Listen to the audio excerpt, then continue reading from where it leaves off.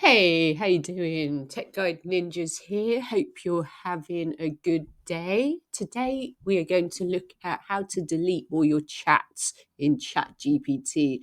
So when you go to the left side and scroll down, you can see I've got lots of different chats here. If you want to delete them one by one, you click on the three dots and go down to the delete.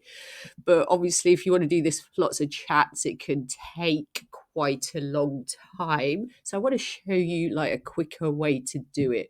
So click on your profile, settings, and then data controls, and scroll down and you can see delete all chats. So clicking on that will delete all your chats all at once. So if it doesn't happen right away, if you do that, then refresh the screen just in case, and you should see that all your chats are deleted. Hope that was helpful. Have a great day.